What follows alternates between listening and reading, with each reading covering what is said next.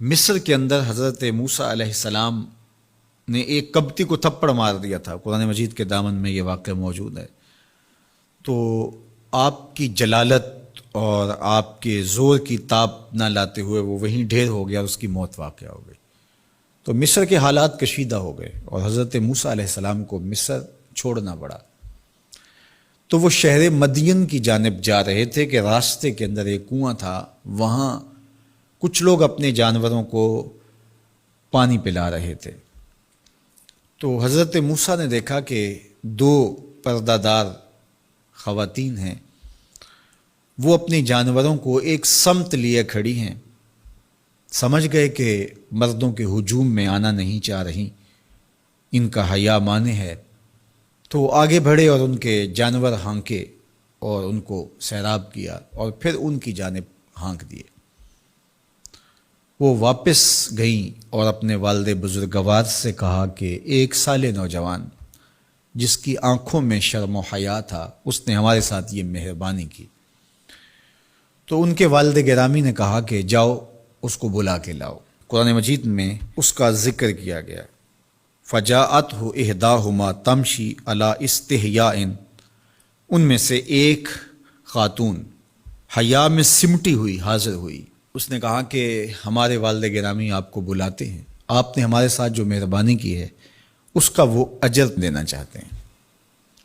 تو حضرت موسیٰ علیہ السلام ان کے ساتھ چلے گئے، اور جب گئے تو یہ گھر تھا حضرت شعیب علیہ السلام کا، اور یہ صاحبزادیاں حضرت شعیب علیہ السلام کی تھیں۔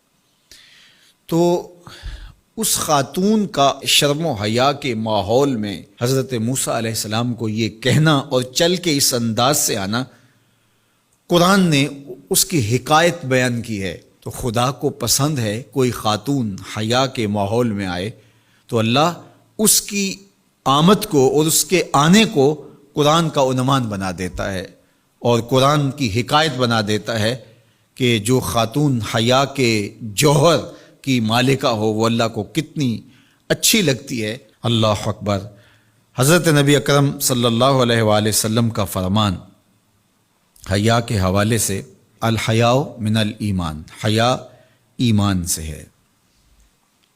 تو جتنے بھی ایماندار لوگ ہیں وہ پھر حیا کے جوہر سے مزین ہوں گے، مالا مال ہوں گے۔ آپ دیکھ لیجئے سب سے بڑے ایماندار تو میرے اور آپ کے آقا مولا ہیں، اور حضور کمواری لڑکی سے زیادہ حیادار تھے۔ باقی حضور کے اصحاب دیکھ لیجئے، ان کا حیا، اور حضور کی ازواج مطہرات کا حیا دیکھیے۔ ام المومنین حضرت عائشہ رضی اللہ تعالی عنہا فرماتی ہیں کہ حضور کا جب وصال ہوا اور حضور میرے حجرے میں دفن ہوئے تو میں جب حضور کی قبر انور پہ جاتی تو معمولی چادر اوڑھ کے چلی جاتی، اس خیال سے کہ میرے شوہر ہیں۔ پھر حضرت ابوبکر صدیق رضی اللہ تعالیٰ عنہ کا وصال ہوا تو وہ بھی ساتھ دفن ہو گئے، تو میں پھر بھی اسی حالت میں جاتی اور میں سوچتی کہ ایک میرا شوہر ہے اور دوسرا میرا والد ہے۔ کہا پھر حضرت عمر رضی اللہ تعالیٰ عنہ کا انتقال ہوا اور وہ بھی ساتھ مدفون ہوئے۔ تو حضرت ام المومنین فرماتی ہیں کہ اب جب میں جاتی تو میرا جانے کا انداز مختلف تھا۔ فواللہ ما دخلت الا وانا مشدودۃ علی ثیابی حیاء من عمر۔ کہا اب جب بھی میں جاتی تو خوب اوڑھنی اوڑھ کے اور چادر لے کے جاتی، مجھے عمر سے حیا آتی۔ یہ ام المومنین کا انداز زندگی ہے۔ مخدرات اسلام کو اس سے سیکھنا چاہیے۔ جو قبر میں دفن ہیں ان سے بھی یہ حیا کریں، جو مومنوں کی ماں بھی لگتی ہیں۔ اور آج یہ دلائل دیے جائیں کہ پردہ تو جناب دل کا ہوتا ہے، چہرے کا پردہ تو نہیں ہے۔ باقی کسی کو اپنی آنکھ میں شرم پیدا کرنی چاہیے۔ عورت کو کیا ضرورت ہے کہ وہ اپنے آپ کو ڈھانپ کے رکھے؟ اب ام المومنین کا عمل یہ ہے کہ فرماتی ہیں کہ میں اپنے آپ کو خوب سمیٹ کے جاتی حیاء من عمر۔ عمر قبر میں ہیں لیکن ام المومنین فرماتی ہیں مجھے پھر بھی حیا آتی۔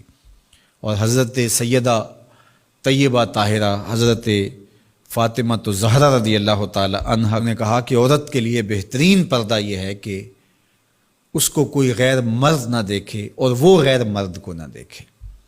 تو جب یہ ہمارا دین ہمیں سکھاتا ہے اور حیا کا یہ سبق دیتا ہے، بڑوں سے حیا کرنے کی تلقین کی گئی، اللہ سے حیا کرنے کی، اس کے رسول سے حیا کرنے کی تلقین کی گئی۔ صحابہ فرماتے ہیں بعض اوقات ہم کچھ پوچھنا چاہتے ہوتے تھے اور حضور کے حیا کی وجہ سے ہم ایک عرصہ تک وہ بات نہیں پوچھ پاتے تھے۔